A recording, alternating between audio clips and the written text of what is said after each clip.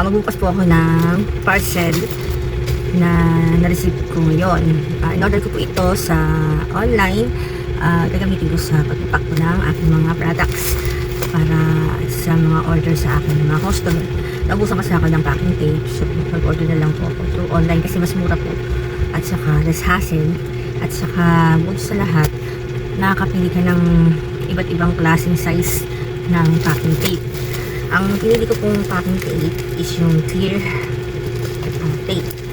Tapos 300, ano siya, 300 meters by 2 inches. Ganito po yung in-order ko para medyo talaga siyang gamitin. Kaya medyo makakamura. Kasi may mga hinahawit tayong mga free shipping fee. Kapag na-target natin yung pinaka-minimum nilang price.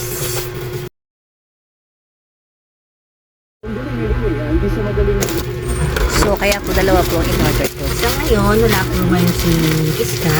Nandun po sa kanyang mother, sa kanyang mami. Kaya, wala siya sa video ko ngayon. Walang makulit. At walang maagaw ng mga ginagawa ko. Sa pagpapacking, walang biglang manguha ng karton. Pati ginawa noon, ginagawa sa akin. Natatawa-tawa pa. Ito po siya.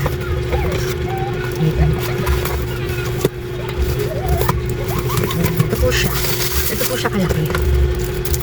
300 liters po by 2 inches ang kanyang lapad.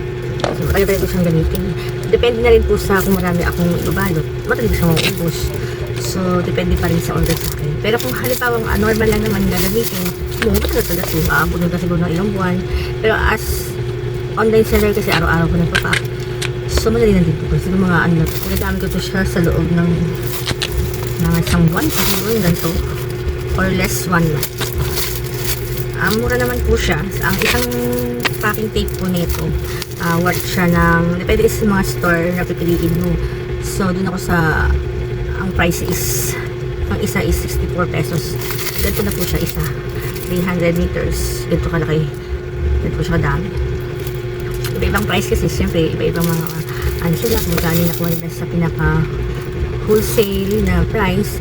Ganun po siguro iyan yung price nila kung medyo imura nila or i-hire pa nila. Ayun lang po. Basta na po mag-pack. Bye!